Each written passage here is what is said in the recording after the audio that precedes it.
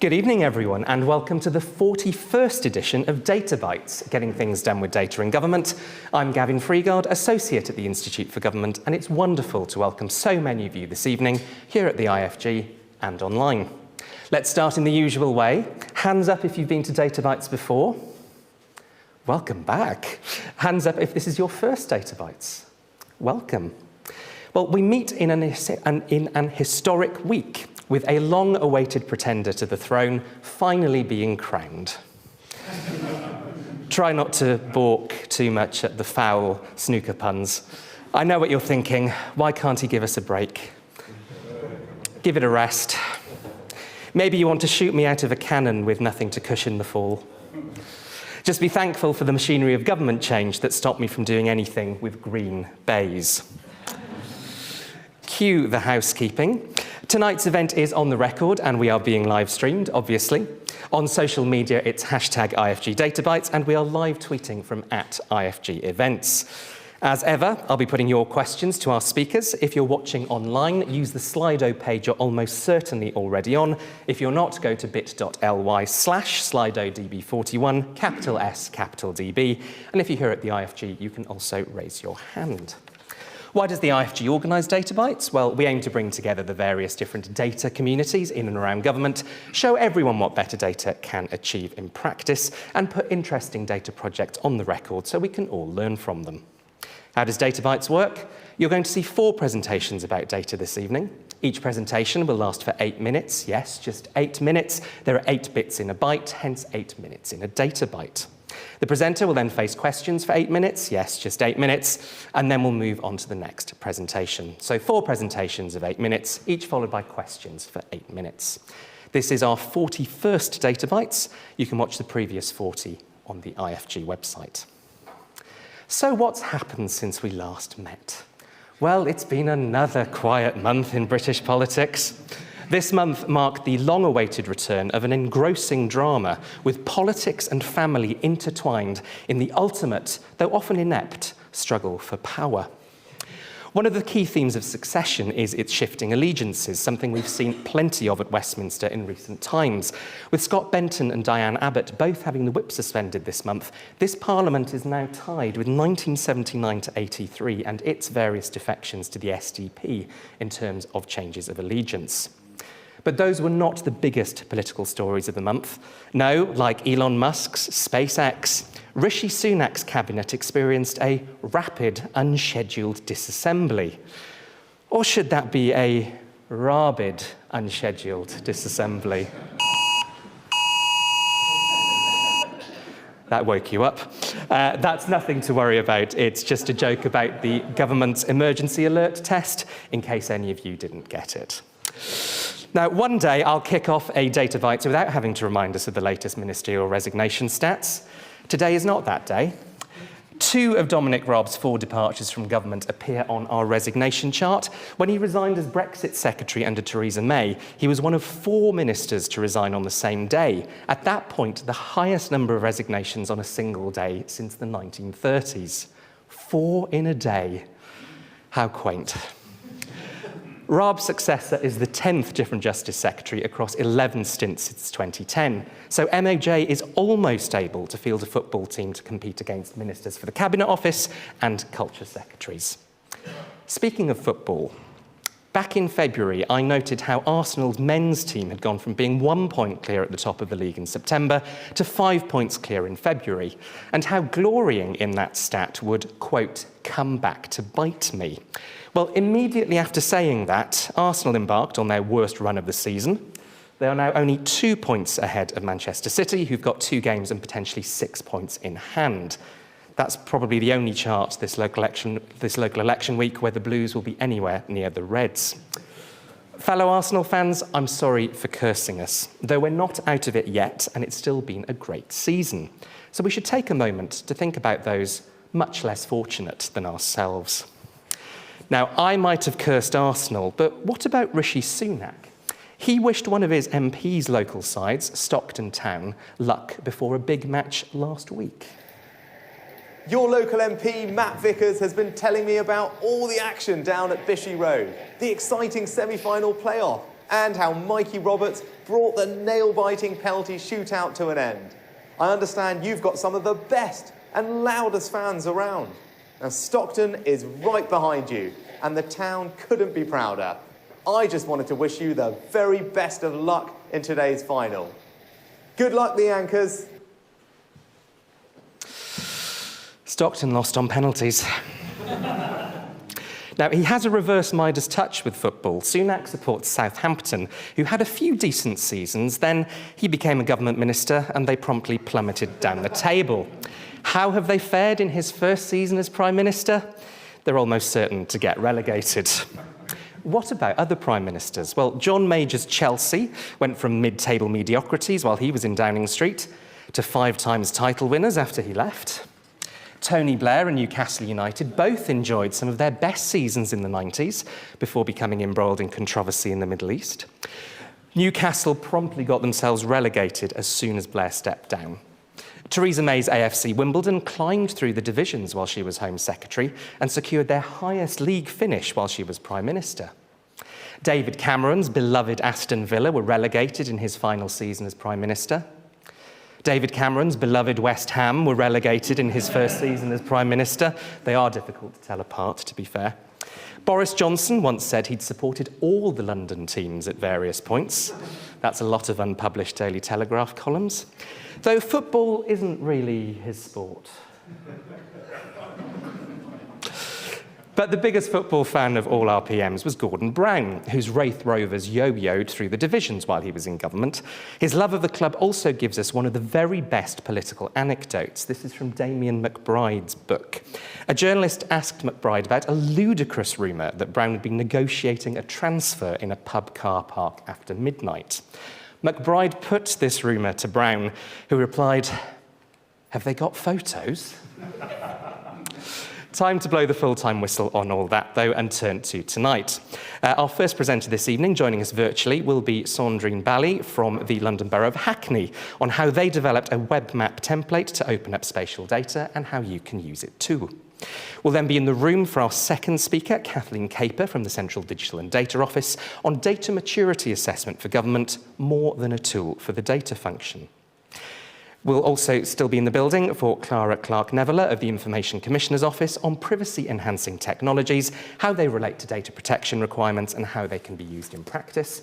And our final speaker this evening will be Dan Jeffrey from NHS Blood and Transplant on how they secure the supply of blood, organs and tissue services to the NHS from cyber threats. Our next Data Bites is in just 2 weeks' time on Wednesday the 17th of May, our second Justice Special with the Nuffield Foundation. In a change to previous listings, we're then back on Monday the 5th of June and the Thursday the 6th of July before our summer break. Tonight's Data Bites is an increasingly rare, unsponsored one. We need sponsors to keep the series going. If you'd like your organisation's name on screen and one of your colleagues presenting on stage, please get in touch with my colleague Pritesh. And if you work in the public sector and might be interested in speaking or know someone who should, please get in touch with me.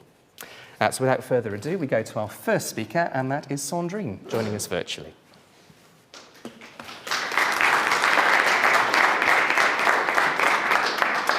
Thank you very much.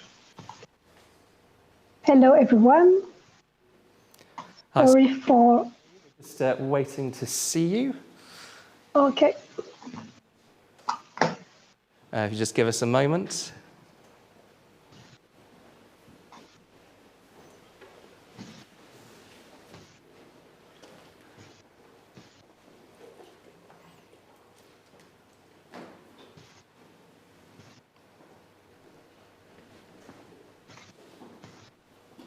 Excellent. Are you seeing me and my slides?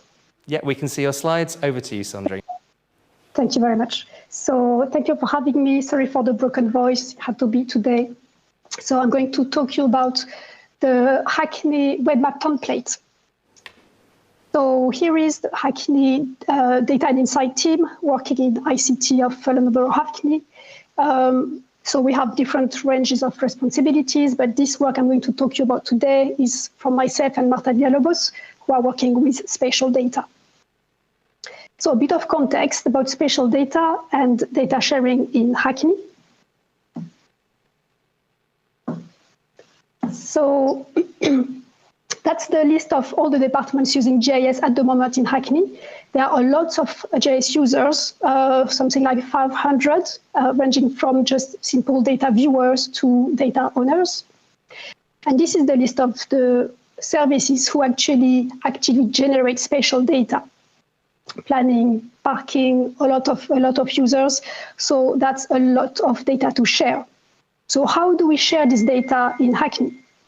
Well, Hackney is not using any open data publication platform.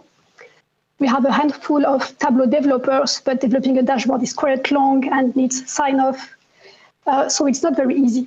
Before 2020, we had this monolithic web mapping portal that we were using to share dozens of data layers, but it was not very useful to residents. I would actually struggle to give you the user need behind that. It was mostly for us to put data out. And it was not as well meeting the needs of services areas, which don't need to just publish data. They need to tell about what they're doing through data. So what we needed really was focused web maps to embed in web pages. But what we were finding on the market was not too expensive or not really fitting our needs.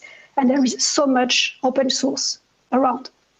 So we started with kind of isolated projects to polish our leaflet skills. First one was in 2017 after Grenfell Tower, when we had to publish very quickly a lot of fire risk assessments at short notice. 2018, we had the council to respond to residents' concerns about air quality near a school. And a bit more joyful, in 2019, we published the summer map. That was, we were very lucky to have a graphical designer, a front-end dev at this moment with us. And we took inspiration from a GLA map.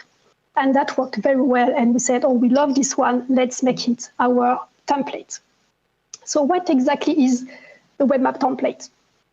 Well, it is just a web application that generates leaflet maps on the fly based on a JSON configuration file. So on the left, you have 60 lines of JSON, and that actually describes this parking zones map. The template can generate maps that are standalone or embedded or full screen. So I'm going to go through all the kind of styles, all the options you can have. So many different styles. You can add or not interactive legend. You can add some personas, so that's a way of grouping layers together through themes, and so you can switch them on and off by groups. You can have a list view, so not only you show the map, but also all the items in the list below. You can have filters. You can have layer search, so you just search through the data by free text. You can have address search, browsing our laws and property gazetteer. We can display metadata, so here you can see very simple metadata about the layers that are on the map. So that's actually a view on our corporate JS metadata table. You can have a download link for people who want to get the raw data behind the map. So that's just a quick overview. But how does it work and how can you reuse it? So the web map template is consuming all its data, but as well all its configuration through GeoServer, which is a web server for geographical information. So the code is in a public repository, and our configuration files are in a private repository.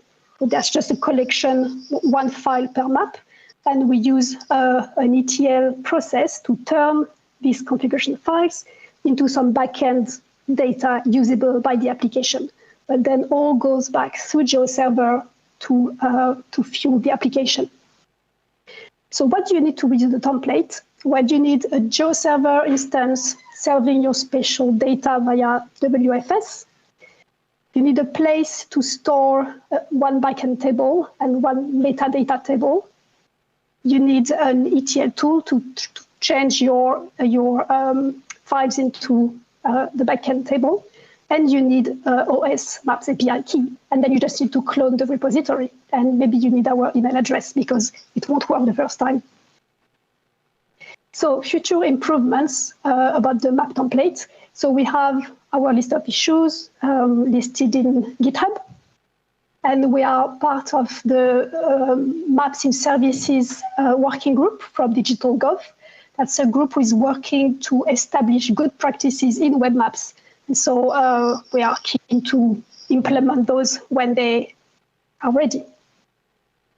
So last bit will be outcomes. So what did we get from this? So well, first we thought we were developing a map template, but actually we developed a proper data publication service.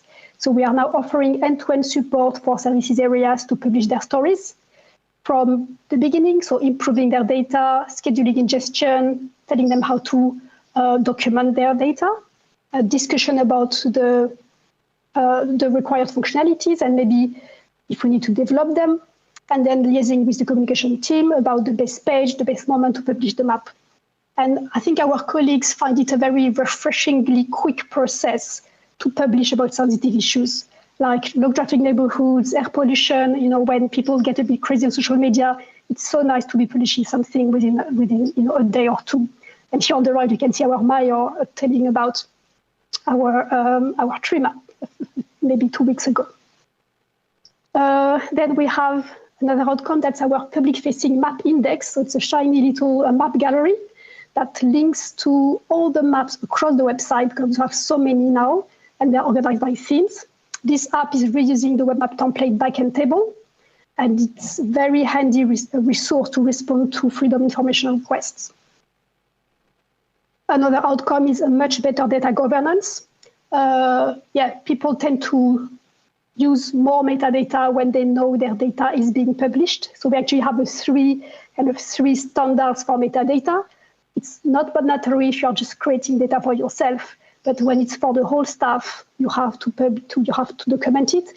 And of course, if it's for the public, you have to do even better. And that's really helped people understanding that. Then a few words about challenges and learning. So the first thing is says the available front-end development skills when you can. Hackney doesn't have any front-end developer now. It's so expensive, and the person who helped us so much for this project is now working in the Financial Times.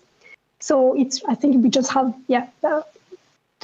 some luck to have her, and it's important to just grab the opportunity. Full access to the JS backend opens so much possibilities. So we are going to the cloud hosting for some of our projects, but we always make sure we keep access to the backend, because if not, all this is not possible. Managing the volume. So we have now a lot of map queries. How do we identify the most useful publication projects? And as well, we would like to spend less time creating maps and more time for improving the templates.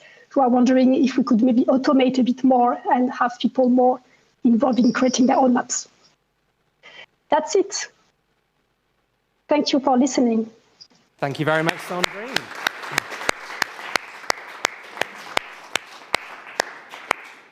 You're hopefully going to appear on our screens soon, and while that happens, just a reminder to everyone joining us online, you can submit your questions to Sandrine via Slido if you're not already on there. It's bit.ly/SlidoDB41, capital S, capital DB. But I will come to the room for the first set of questions.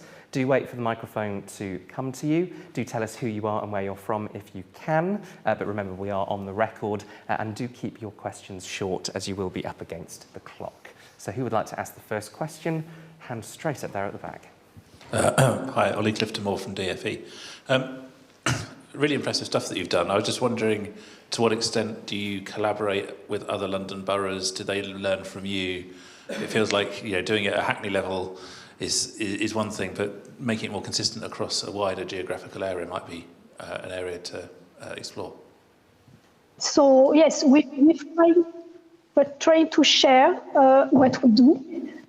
A few London boroughs have expressed interest, but they haven't implemented it. So we just need to be more, to better explain how it works and to maybe make our report a bit better. But I really hope that can be reduced.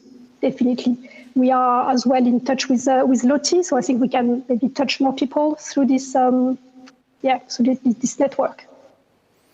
Excellent. I think we had a presentation from Lottie, the London Office of Technology and Innovation, way back a good couple of years ago, so find that on our website. I will go to an online question next. This is from Jeremy. Good evening to you, Jeremy. Thanks for a great presentation. Was there any reason to use OS data rather than OpenStreetMap, for example? So we started with OpenStreetMap, but OS data fits the council better because it goes to finer, it's topographical data, and for a lot of data sets that we publish, it's important to know exactly where the things fall, like EV charger, or air quality tube. That we really need this precision. It's true that the transition was difficult. People really love OpenStreetMap, but for some maps, it's really much better to go for non-survey. Great, thank you. I'll come back into the room for the next question. Who wants to go next? I've got one there. Hi there, Yusuf from Palantir. This is really, really cool. Thank you for doing it and sharing it. I was wanting to ask about the data set you're pulling from. I assume it's like a gazetteer kind of thing. What's the data quality like, and have there been any issues that users have seen that you can correct the gazetteer, or any use cases where you're improving data quality by using it in this different way? Are you talking about our address data? Yeah.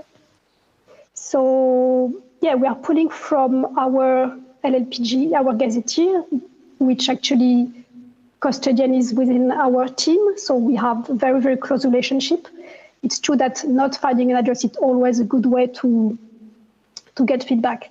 Although this happens mostly inside the council. I think, most of our web maps don't use this address functionality, so we don't really get feedback from the outside. But internally that happens a lot. And I think we have we were, I think, gold standard, if I'm correct, last year. So we seem okay. Excellent, thanks. A reminder, if you're watching us online, you can use Slido to submit your questions, bit.ly/SlidoDB41. But I'll stick in the room for the next question. Hands up if you would like to ask one. Right down here at the front. Hi, my name's Clara. I'm from the Information Commissioner's Office. I wondered, does your map have a functionality to be opened by the user in Google Maps? And if not, was there kind of any user request to do that? So no, it doesn't. But if people want to access our individual data sets, they can. So they can ask, and we get them the link, and so they can reuse this data. It's really open data. They can use it anywhere they want. They can transform it and put it on top of Google Map if they want. But all our data, like in many local authorities, is created on top of our survey. So the referential is a bit different. It won't align perfectly fine on the Google Map. But yes, that's something that people can do if they want. Building on that, I was going to ask actually, in general, how have you found that residents have been using the maps? Have you had much feedback from them, and how has that sort of fed into what you've done next? Yes, so we used Hotjar at the beginning of at least for our first map, and it was really nice feedback. The thing is, I think people always want more data. So they will firstly ask, but can you have this and this and this in addition that actually we don't have? So it's always a bit frustrating. But for the map itself, people like it. And I think the best feedback we had is when we added this download link, when people say, okay, we can as well get the raw data. They really, really love that, I think. Fantastic. We always ask for more data here at I'm going to stick in the room for the next question. Hands up if you'd like to ask it. Yes.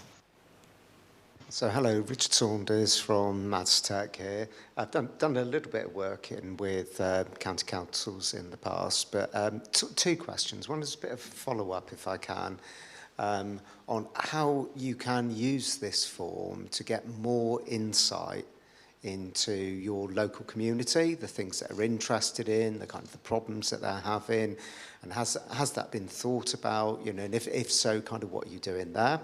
And sort of part two of the question, is this sort of step one in a digital strategy for Hackney, or is it part of a bigger roadmap? So for the first part, I think we are mostly reacting to users, so public demand. So yeah, our communication teams will tell us, oh, there is a lot of movement on this issue or this issue. That seems to be really mattering to people. So, and then we say, okay, let's publish something. So I think we are a bit maybe reacting rather than proactive. I'm not sure how we could use this to find out more. It's true we don't have yet the option to have people submit information on the map like you would in common space, for example. But that would be very interesting probably to find out, okay, what are the places where people feel such or such things. So yeah, very interesting. And the second was about the roadmap.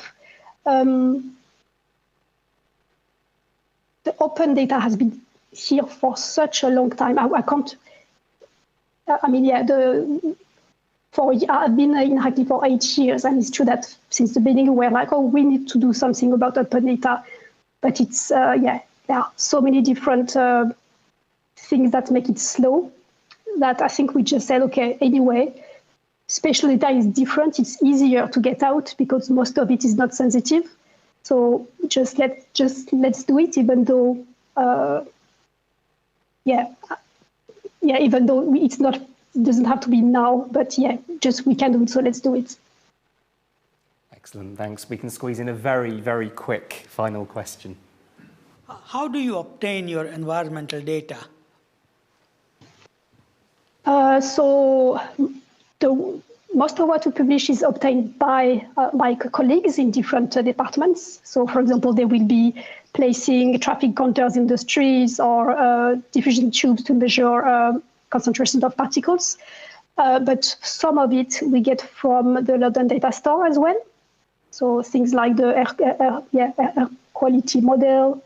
But yeah, when it comes from the outside, we mostly don't republish it because people do it better elsewhere. So most of what we show is really coming from Hackney. Brilliant. Well, thank you very much for getting us off to a brilliant start this evening. Thank you, Sandrine. Thank you. We now turn to our second speaker of the evening for her second Data Bites appearance. It's Kathleen. Thank you very much. I'm going to be a little bit analogue too, so do bear with. Yeah, works. I'm sure it'll be fine. Hi, everyone. I'm Kathleen Caper. I'm Head of Data Maturity and Governance at the Central Digital and Data Office. And the clock is off, no pressure. One of the things I really like about Data Bites is the opportunity to sort of zoom in and zoom out. And I feel you've had a sort of a zoom in example, and I'm going to zoom right back out again with you. Cool. Who are we? If you don't know us, we are the Central Digital and Data Office. It's a bit cheesy, but I really kind of like our sort of corporate line about us being, our job being putting in place the right conditions for the rest of government to deliver their data goals and ambitions, as well as the cross-government goals and ambitions that we can do together as well. So our job effectively is we lead the DDAT function for government. Specifically, I'm in Data Strategy and Standards Directorate, the best directorate, and which is where the Data Maturity team sits. Data Maturity Assessment for Government is out the door. We launched just over a month ago at the end of March. It was developed by our good friends at the Data Quality Hub at ONS. They did all the sort of hard yards around development and testing of the model, and then it came to CDDO for implementation and strategic deliverables. It came about because data maturity was flagged in the National Data Strategy, and a data maturity model was a key deliverable of the NDS. And where we are right now is permanent secretaries, CDIOs, CDOs from across government have committed their departments, to completing a targeted assessment of a strategically important part of their organisation within the year. I think one way of thinking about this year is it's kind of a beta launch year for us before we really set some stuff in stone. So lots of opportunity to learn. Fans of data maturity assessment will be familiar with this kind of a structure. Our specific data maturity assessment is divided into 10 topics. The topics enable you to get a really wide and also deep picture of your complete data environment, and it enables you then to look at each of those topics and what maturity level you currently sit at in relation to those topics. It is at the moment, I think, a comprehensive assessment and will enable organisations to get a picture of their organisation and their data environment that is really granular, depending on how they undertake that assessment. It's been designed by government for government. DQ Hub worked with a lot of stakeholders across government, and the 10 topics and the 6 themes which cross-cut it were chosen to enable that whole data, whole environment view, end-to-end, whole life cycle, but in a government context. And I think it sort of gives us an opportunity to think about our data and the way it kind of differs a bit from the private sector and models that, data maturity models that come out of the private sector. It's not wedded to any specific data strategy, being that whilst there's sort of alignment with the goals and where we want to get to, it will live beyond those strategies and continue to deliver for us over a long period of time. It's not about it being this is a data maturity assessment for the next 2 to 3 years. It's our kind of 10-year plan and longer if I have a say in it. But we are very much just at the beginning. Where we want to get to is that we want to be able to understand at organisational level what data maturity looks like, where the strengths and weaknesses are. We want organisations to know that about themselves. We have really big plans for the insights and intelligence that DMA can deliver, and that is within organisations and across organisations and for government as a whole. It's not going to happen overnight, but we are working on a roadmap that gets us there. For government as a whole, and being able to ingest the findings of departmental data maturity assessments, I think gives us a real opportunity to evaluate current government data strategy and to set forward data strategy as well. And over time, that intelligence will widen and deepen, and I'm really excited about what we're going to find out. I have run slightly beyond my own time. I'm going to pivot. I could spend the rest of this session going into lots of technical detail about the commitments and how you have to deliver a data maturity assessment, but really what I want to talk about is one of the big questions we get asked in the data maturity team is how do I talk to my stakeholders and get them to care about data maturity? How do I get that buy-in? So this is what we talk about when we talk about data maturity. Step 1, I appreciate it's not available to everyone, have a really good product that somebody else has developed and you are taking over is really helpful starting point. But it also means that DQ Hub had done a lot of the hard yards in the kind of initial visibility of data maturity in government. For our needs in CDDO, we wanted departments to be up to speed and on board ahead of launching. And we wanted senior boards to be really committed to this and to be behind the kind of commitments that we want to deliver this year and to sort of clear our delivery approach.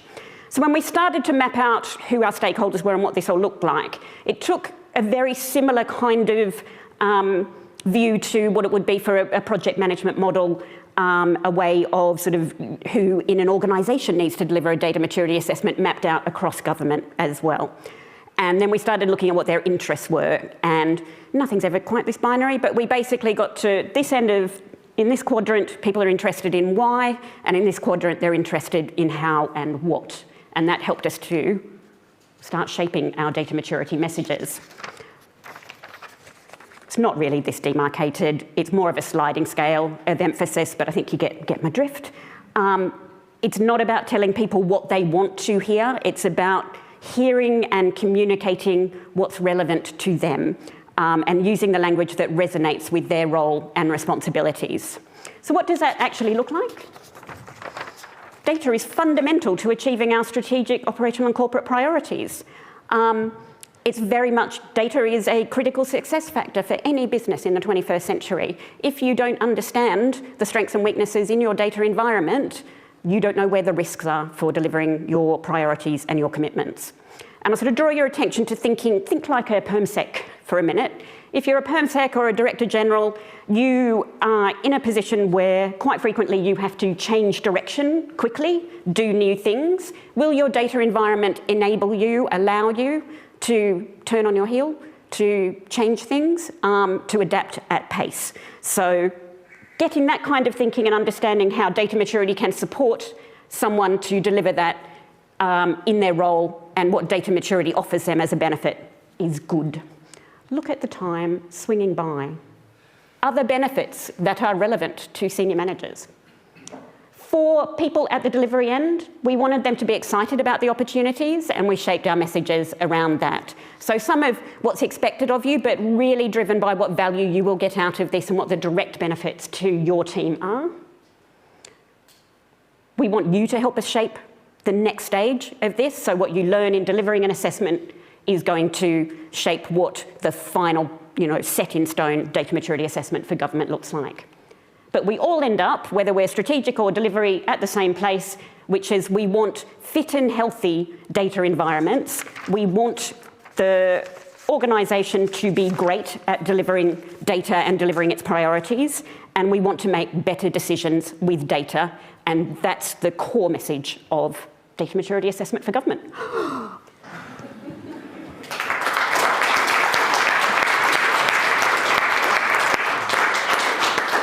Did I go over, or? That was pretty much perfect. Thank you for treating it with the really respect. Worried. Thank you.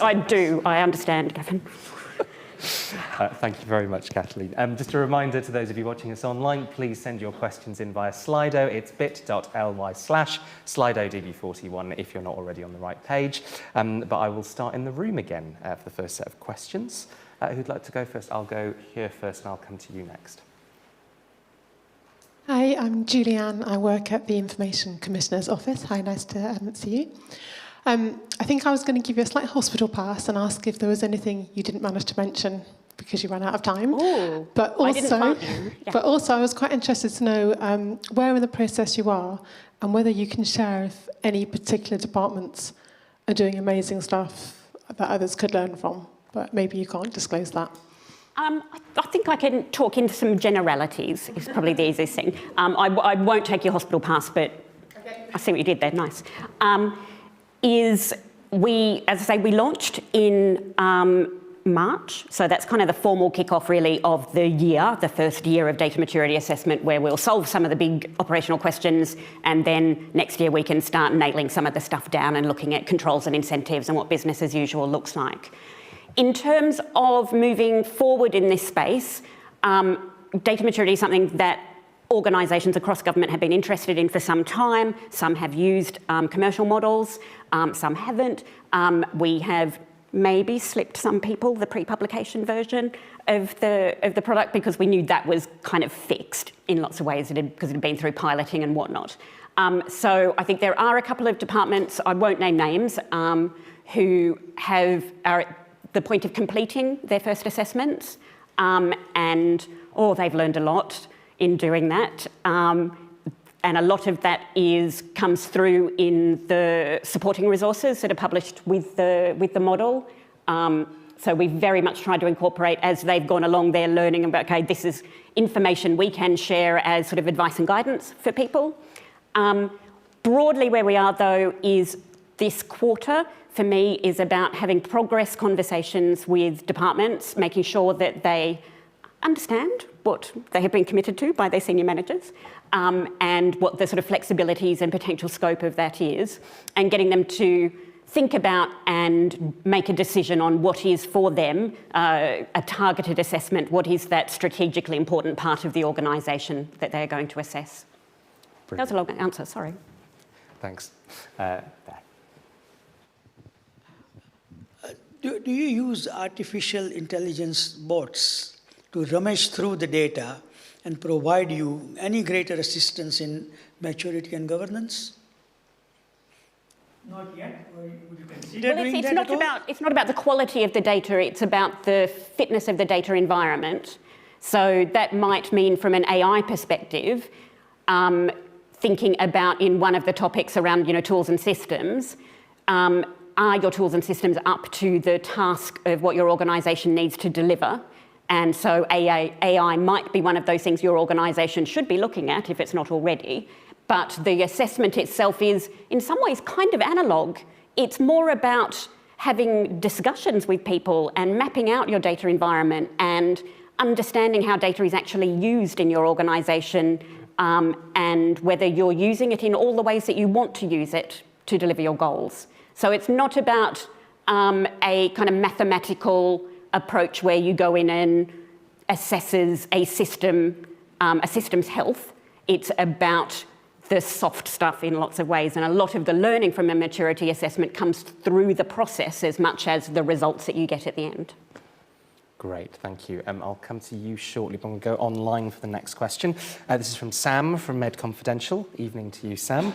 Sam asks, on leadership, Part 5 of the Digital Economy Act was supposed to improve data in government. Can CDDO get government to follow better practices on data and transparency when CDDO is not willing to commit to them itself? Thanks, Sam.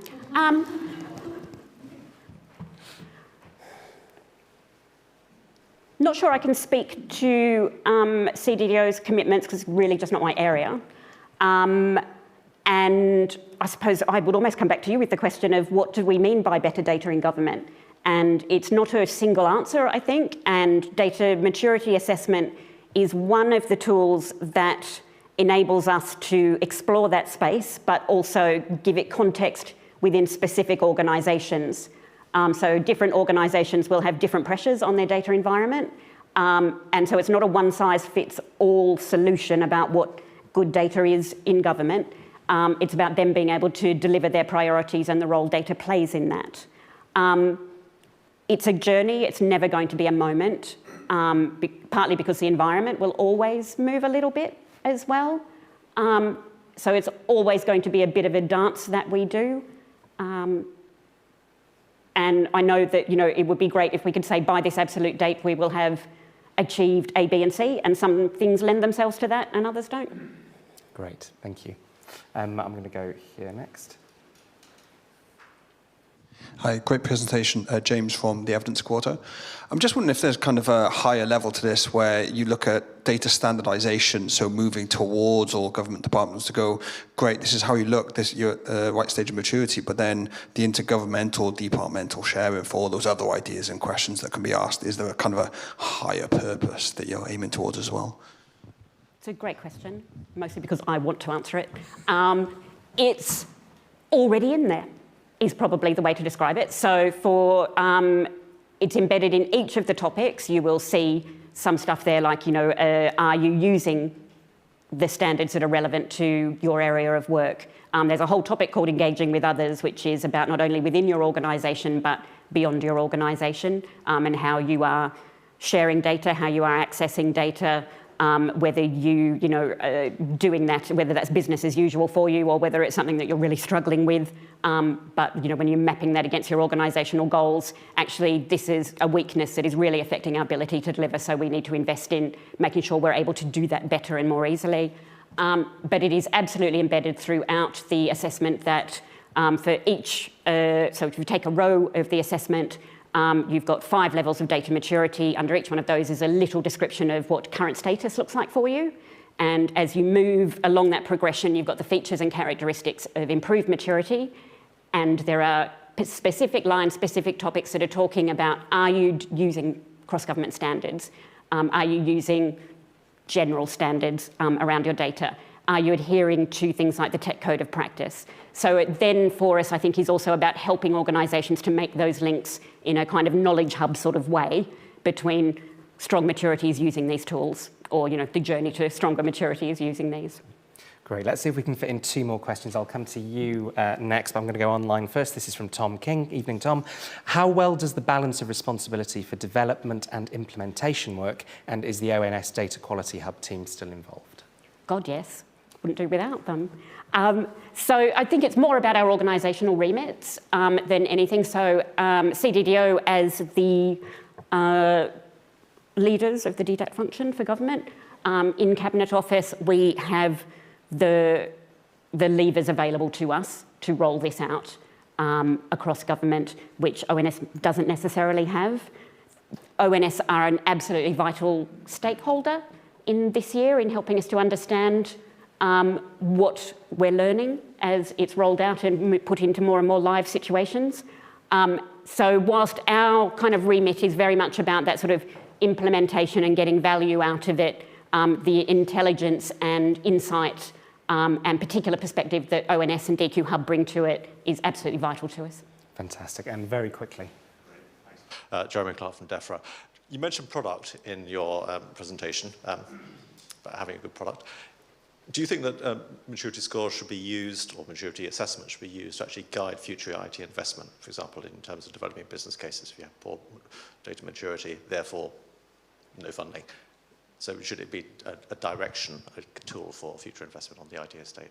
Yes and no. I don't think it should be used as a reason to withhold funding from somebody.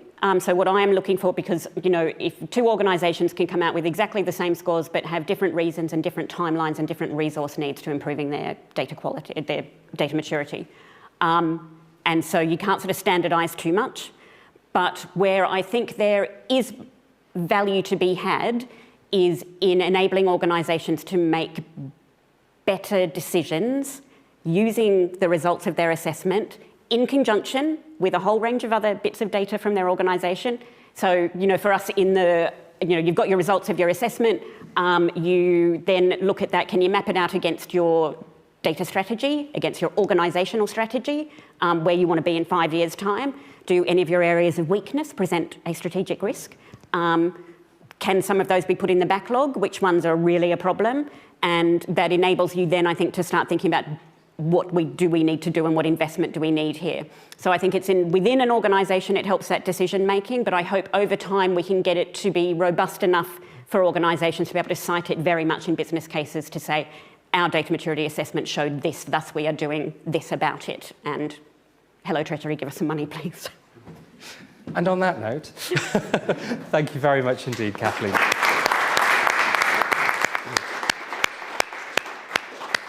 And before we go to our third speaker, apologies to Aishwarya and to Ruth Dixon for great questions we didn't manage to get to. Aishwarya's was around the challenges involved in implementing interdepartmental collaborations and data sharing. IFG published a report about data sharing in government during the pandemic just a few weeks ago. Shameless plug, check it out.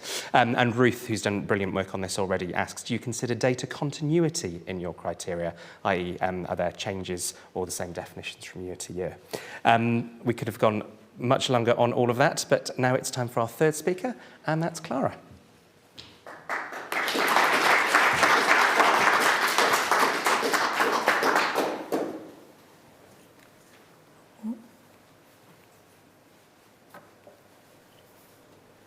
Right way? Yes, right way. Hi everyone, my name's Clara. I'm from the Information Commissioner's Office. The Information Commissioner's Office, for anyone who is not familiar with us, we're often referred to as the ICO, and we're the UK's independent regulator for data protection and information rights. So you might be more aware of the sort of enforcement side of our organisation, but we also do lots around that as well. So I'm from a policy development team. We also do work to support the public and support organisations, and we also interact with government. So my role is within the technology team. We cover a whole range of policy and technology issues, one of which is privacy enhancing technologies, or PET, which is what I'm here to talk about today. So I was going to start with explaining what privacy enhancing technologies are. This is a really vague term that covers multiple techniques. But in reality, what PETs are is they're a tool. And when you're trying to explain what a tool is and what it does, it's a lot easier to explain what it's for. So rather than explaining a screwdriver in abstract, you would explain, kind of how do you assemble a piece of IKEA furniture, and here's what this is for. So that's how I'll approach this.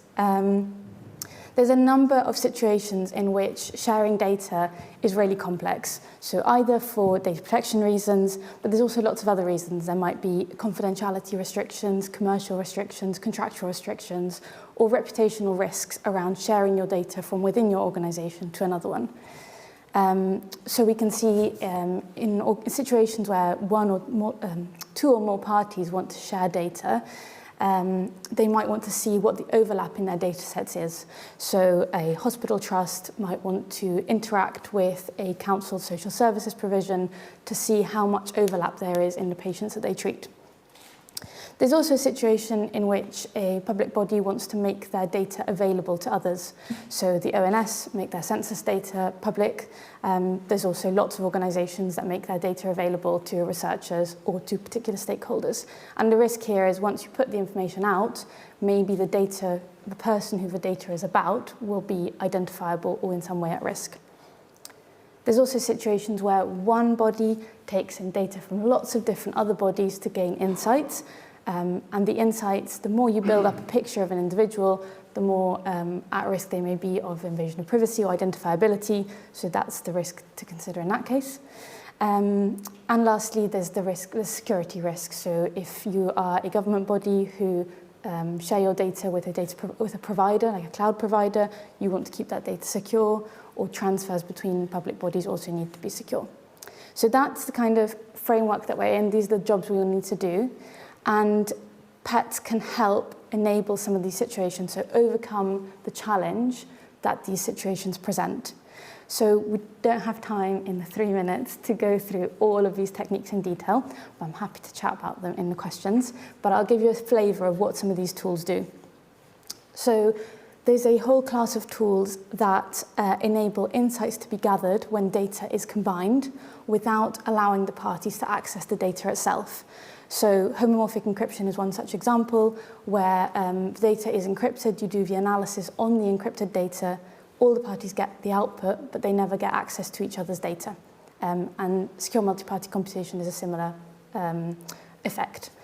Well, zero-knowledge proofs are more about proving something about the data without giving access to the data. So a digital ID is the typical sort of example of this. You can show that somebody is eligible for that service, so they're maybe 18, so they can drive a car, but you don't have to tell them the date of birth. Then we have categories of pets or privacy-enhancing technologies that remove identifiability from the data. So they either make the data anonymous or they make it less likely that somebody can be identified. So differential privacy and synthetic data are both ways of achieving this. And federated learning is when you want to train a model, you typically have to aggregate all the data in one place and then do the model training centrally. Federated learning is the way where you can train the model on the node, so in separate organizations, and then bring together the improvements to that model. So that's used a lot by health organizations. You can train on medical imaging at a local level without having all the hospitals aggregate their data. And on the security part, we have trusted execution environments. These are a combination of software and hardware techniques to make sure that data is isolated in an environment. So if a cloud provider processes sensitive government data and additional data of other customers, you can use trusted execution environments to ensure that the data is safe.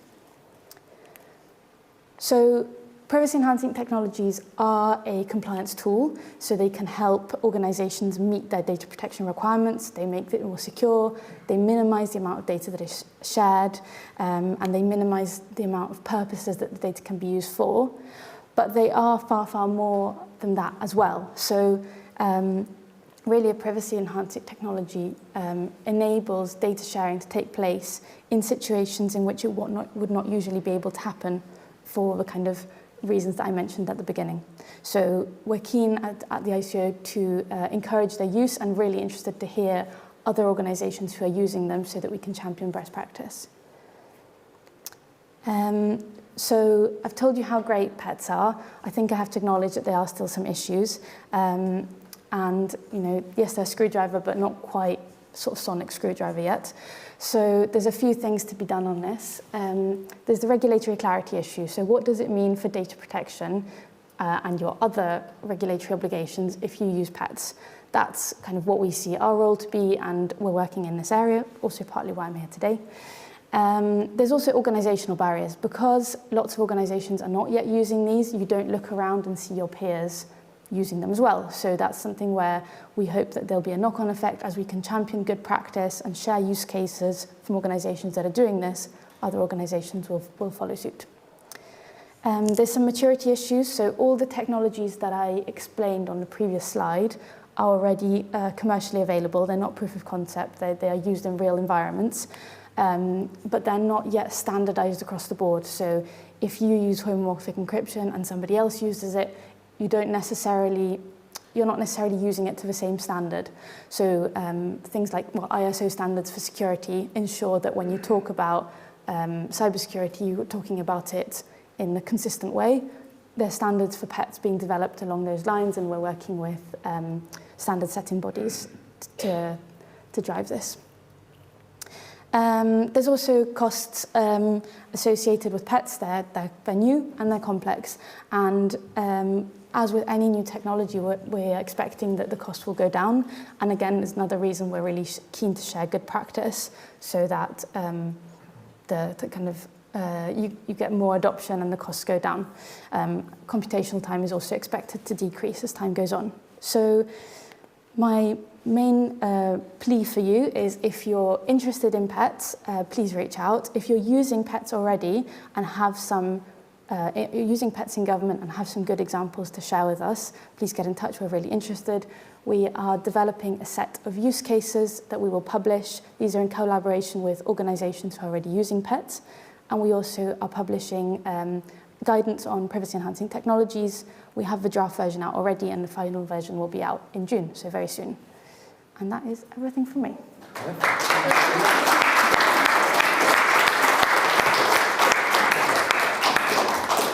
Our speakers are doing very well keeping to time tonight. No pressure, Dan. Just before we go into questions, a reminder, if you're watching us online, use the Slido. It's bit.ly/SlidoDB41. And just to say, Clara will not be able to comment on the Data Protection and Digital Information Bill, which is currently winding its way through Parliament. So bear that in mind as you think about your questions. Let's start in the room. Who would like to go first? Down here at the front. Thanks for that. James, I'm a data protection officer for the Evidence Quarter, and I'm really interested in the concept of trusted data intermediaries that actually utilize pets and layering pets with each other to then be able to get to the outcome, so preserving utility of the data and the privacy of the data as well. So where do you think this needs to go? Because I think you're right, kind of federated learning, FHE, all the different pets. They're not at a standard that people understand. They're not being used. They're thought of being too difficult. And then you've still got the data protection barrier where the technologists don't understand the regulation enough to put a framework in place. But the data protection people don't understand pets enough to trust them to actually preserve the privacy carefully enough. And the anonymization impact assessment framework from the ICO is possibly not robust enough to cover it. I'm just wondering if you had any comments on that stuff.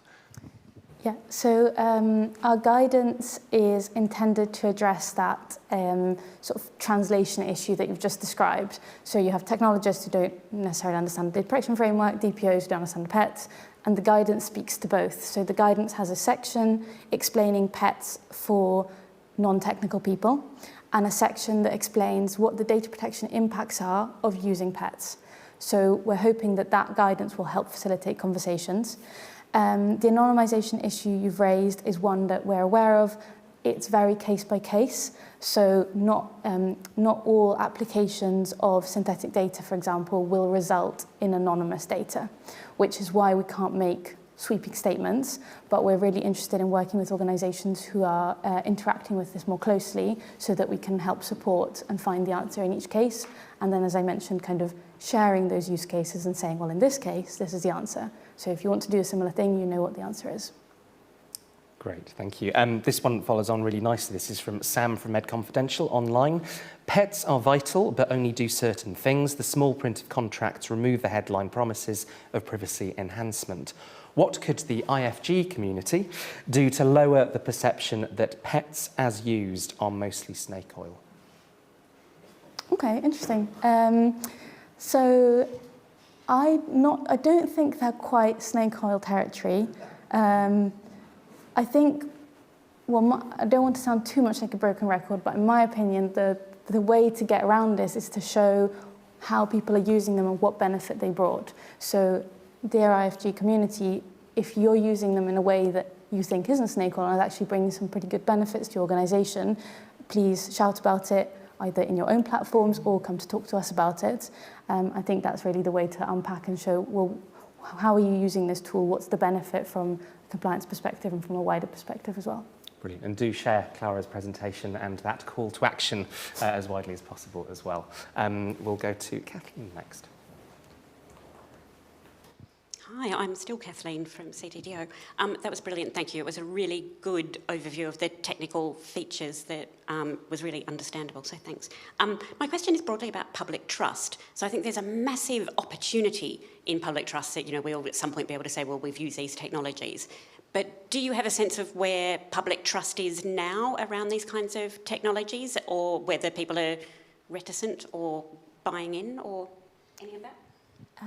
That's a good answer. A question, not because I want to answer it, because I also want to know the answer. So maybe I can come back in sort of 6 to 12 months' time, because we're considering doing further research around that question. So the sort of premise from an organisational perspective is that there's so many benefits, it's more secure, you minimise the data. What we're interested to find out is, how does a person perceive it? Because if the outcome is the same, you can still make an inference about a person. It's great that it's secure, and there's lots of benefits from a compliance and business perspective, but does it really make a difference to you as an individual? So we're still in the early phases of that, but considering some research around that, and once I have the answer, I'll come back and update you. Fantastic. Well, yes, you'd be very welcome. I'll go online for the next question. It's Jeremy again. Hello again, Jeremy. Thinking very long term, are you worried about quantum computing? Some of you may have seen as an excellent visual explainer in the Financial Times today. So we are looking at quantum computing. In the context of PET specifically, homomorphic encryption is actually an encryption protocol that is resilient to quantum decryption. So that's not necessarily the kind of headline benefit of homomorphic encryption, but you don't have to really worry about quantum in that context. Wider, what are we doing within the ICO and the technology department? We are looking at what the timelines are for quantum risk, decryption risk from quantum, and so it is one of the things we're looking at. Thanks. Let's come back in the room for the next question.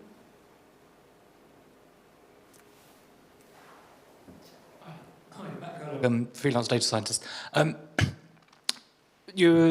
The way you've been sort of framing some of the conversation about the sort of like the outcomes of the PETs is very much in the sense of like complete anonymity of like individual subjects. And I wondered if there's anything about the sort of, there are lots of quasi-anonymization methods, and sort of does your guidance actually talk about potentials where those are sufficient and usable, and or is the sort of focus much more on that sort of complete anonymization piece? No, the focus is on both. So basically, you're very right to say that not all privacy-enhancing technologies achieve anonymization, but also they're not designed to all achieve anonymization. So I mentioned briefly that synthetic data can be used to anonymize data, but it can also be used as a sort of pseudonymization technique. So it reduces the identifiability without completely anonymizing it. And both techniques are really valid and are useful in different cases. So our guidance explains this in a bit more detail and points out to our anonymization guidance that is a companion piece that is still in draft format and is due to be published next year. But there's a sort of anonymization flow chart that you can work through to figure out, does your PET need to achieve anonymization? And if it does, is it achieving anonymization? But there's lots of valid use cases for privacy-enhancing technologies that don't anonymize data and just enable the sharing of identifiable data. Thanks. We've got time for one more, and I think we've got a hand there. Thank you. Michał Poręba, DBT. When you talk about PET, do you consider individual data ownership? Because many of us problems, as you describe them, result from corporate data ownership. Do you see PET as technology to be a choice between this or personal online data storage, for example? or can they work together to greater effect? When you say data ownership, do you mean the individual perspective of data ownership, or do you mean kind of the organizational responsibility towards data? I'm talking about solid pods, idea promoted by Open Data Institute for quite some time now, where each individual can hold their own data, and they can choose to share it with somebody else, and in that case they can control perhaps what information they share, and perhaps anonymization is not as important anymore. I think it's a really interesting idea. I don't think the current pets focus that we have is really geared towards that. At the moment we're looking at sort of the conventional frameworks for sharing data between organisations, so between controllers or between controllers and processors, and how pets can enable those transfers. So that's our focus at the moment. And perfect timing yet again. Clara, thank you very much indeed.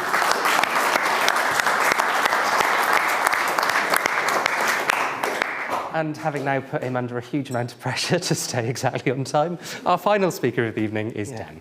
Cheers for that. Follow that. Certainly I don't think, anywhere near as precise on the timing. Apologies in advance. Good evening, everyone. My name's Dan Jeffrey from, make sure I'm getting this right way around, on the clicker, from NHS Blood and Transplant. So NHS Blood and Transplant, for those that don't know, we are the NHS organisation that provides blood and blood products to all hospitals, NHS organisations in England, as part of NHS England, and then transplantation services and tissues and corneas, etc., to the 4 nations, so Scotland, Wales, Northern Ireland, and England itself. We are a organisation that builds and manufactures between 1.5 and 2.2 million blood products every year. We undertake around 4,000, or enable the undertaking of around 4,000 transplants every year.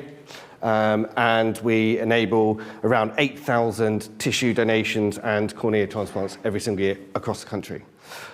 We are solely funded in terms of our supply of product, if you put it like that, blood, organs, tissues, etc., through altruistic donations, completely in the gift of the public to come and give us their blood, their plasma, and ultimately consent to organs potentially being used for transplantation after they die, or in certain limited cases, whilst they're alive.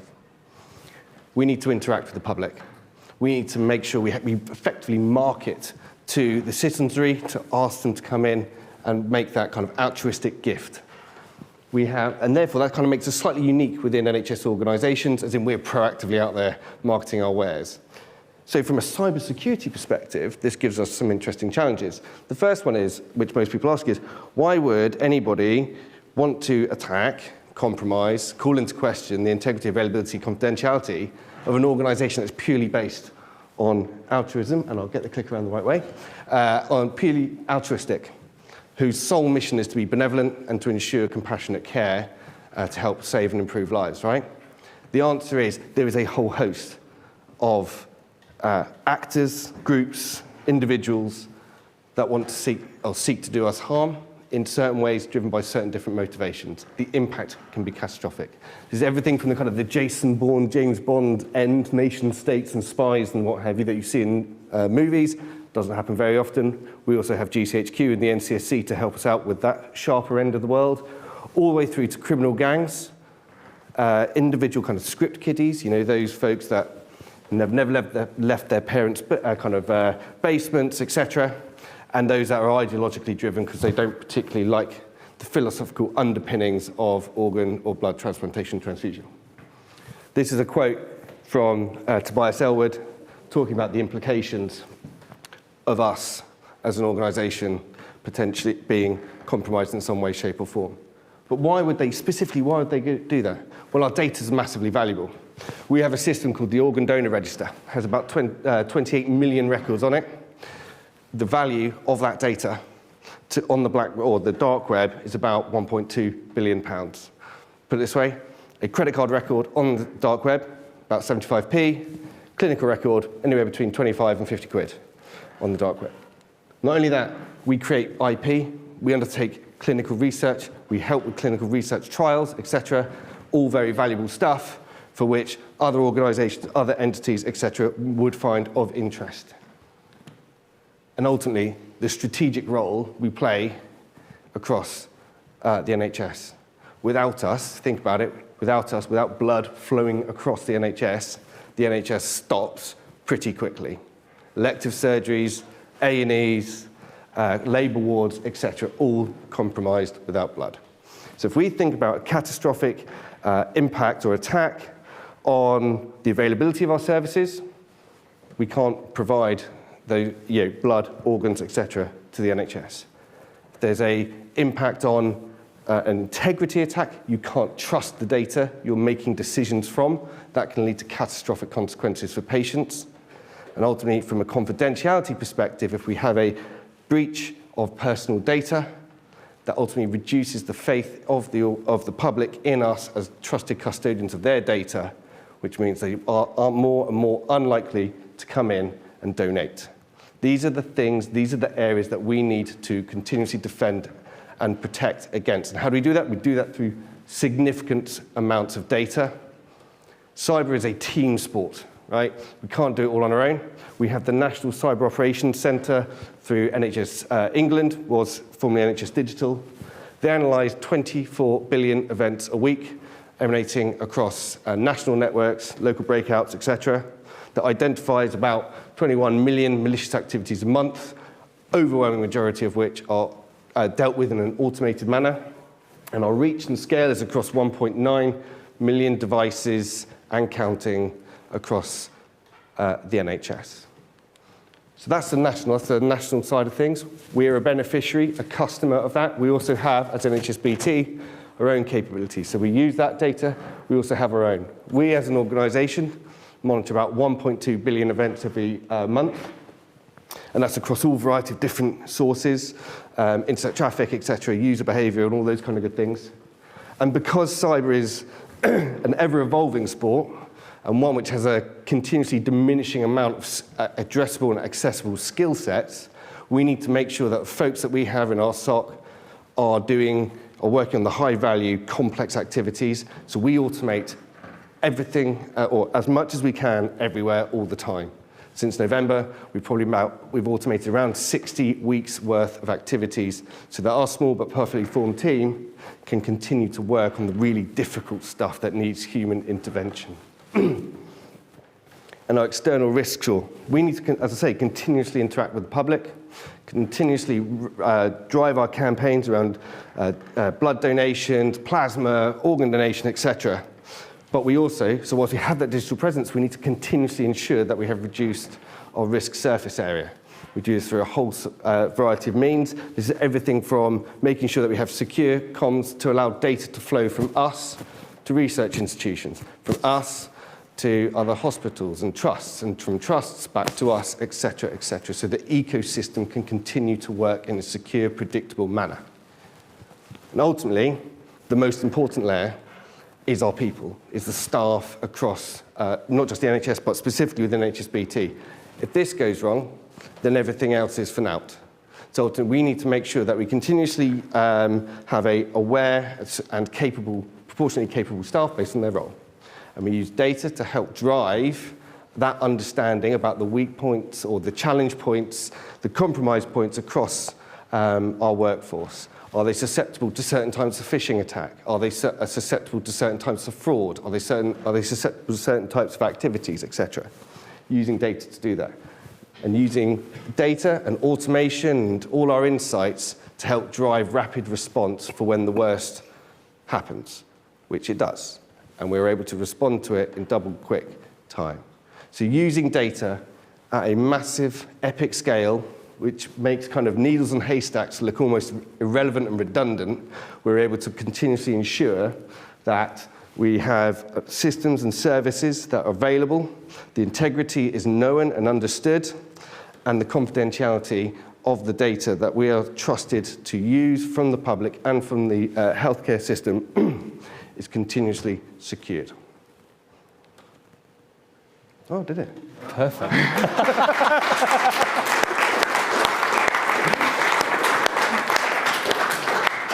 That was Thank lucky. you very much. Perfect. That was luck rather than design, I think. You lot can all come back again. Again, if you're watching us online and you'd like to put a question to Dan, please use the Slido. It's bit.ly/SlidoDB41 if you're not already on the page. But let's start again in the room. Who would like to ask the first question of Dan?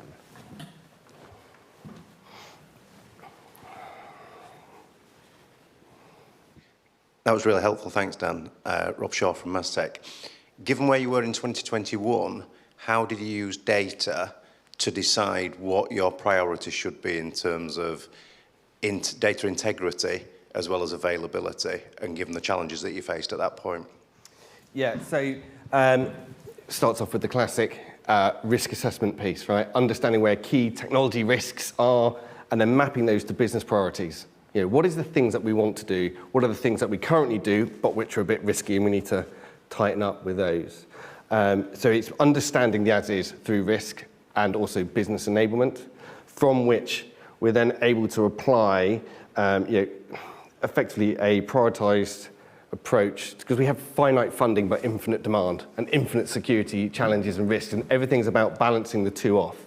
So the highest priority based on the as-is and where we're going to kind of go as an organisation and apply for the funding, the whole business case cycle, to address those risks from a people, process and technology kind of perspective. So it's not about kind of just every time you see a risk, you go and solve it for it, because otherwise you end up playing whack-a-mole effectively all over your estate.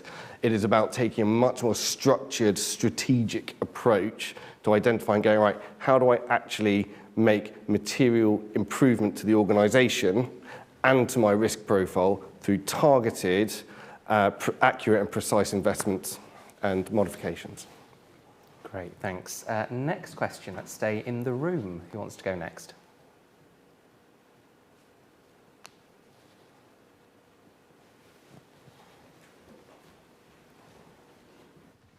Do you do any kind of mapping like we saw in the first talk, maybe of like clusters of there's A, B, positive over here, and there's...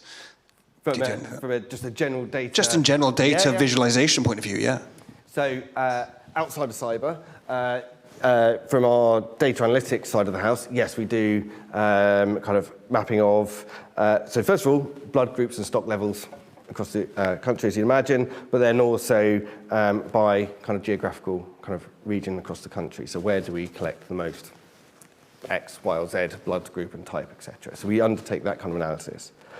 From a cyber perspective, what we're able to do as well through our SIEM, so Security Incident Events Management tool, is to be able to identify those areas of the country, or our be they mobile blood donor section, whatever, where we either see the most kind of suspicious, suspect or poor behaviours from individuals, etc., and we can use that data to work out interventions at a local level, but then also kind of zooming out a wee touch as well, looking at, right, where is the nasty coming from globally, and where is it trying to try and kind of compromise us?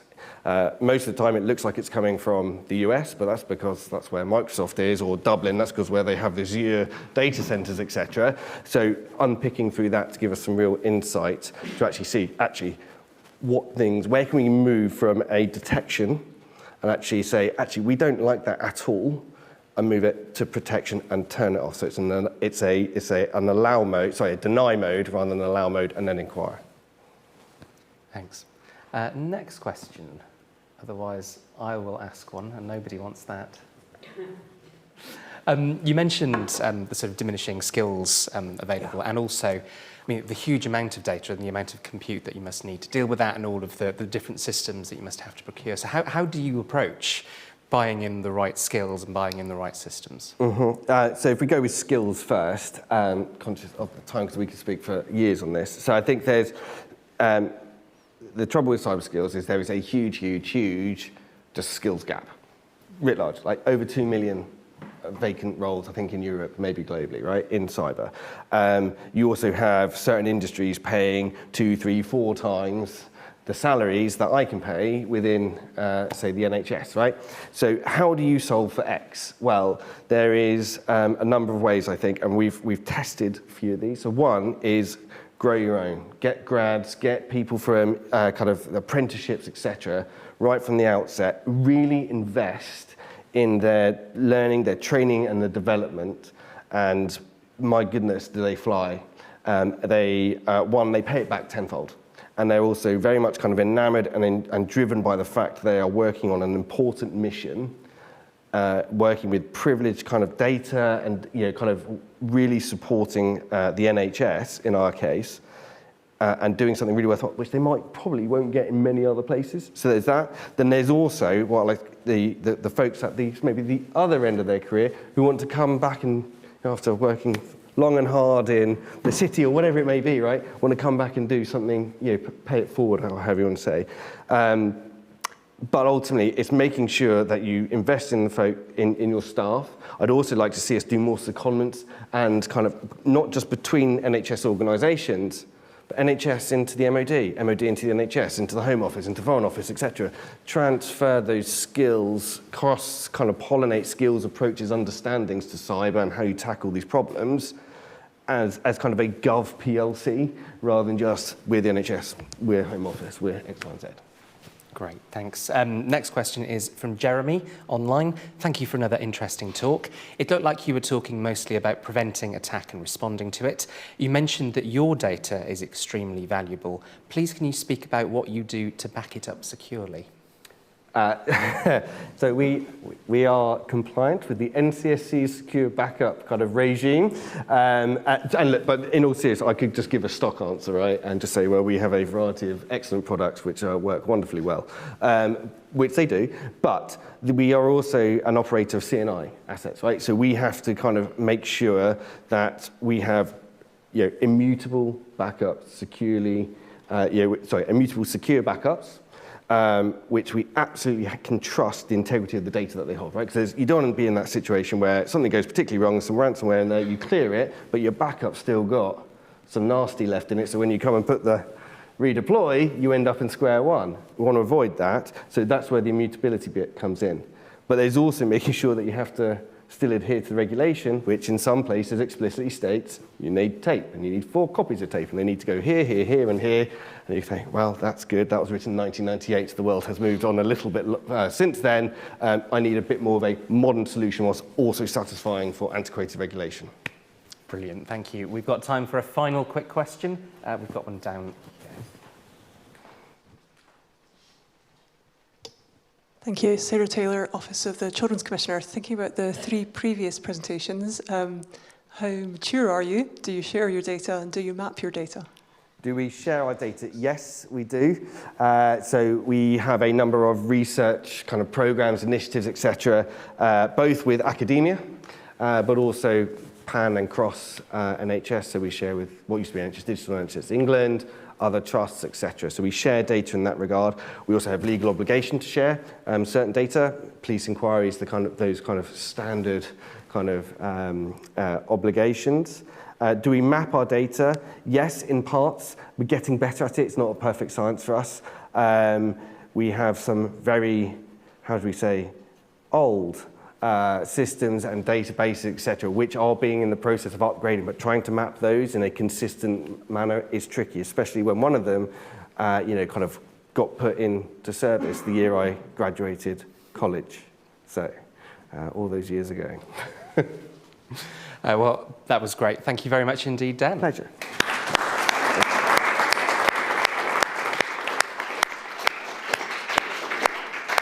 Just a few parish notices before I let those of you in the building escape to the reception afterwards. Video of this event should be up on the IFG website within around 24 hours. There'll also be the audio feed available, and you can already watch back as live on Slido and YouTube.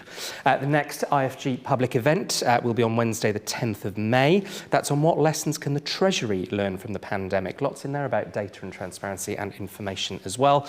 We've also got events coming up on levelling up and NHS procurement, And of course, the next Data Bites will be on Wednesday, the 17th of May, and it's our second Justice special. If you've enjoyed what you saw tonight and you work for a company that might have a budget, please do get in touch with us, as we do need sponsors to keep the series going. So please do think about that. And all that remains for me to say are two very big thank yous. First of all, to you, our wonderful audience here in the room and online. Some brilliant questions tonight, so thank you for those. And please join me in a huge round of applause thanking our brilliant speakers this evening. Thank you very much indeed.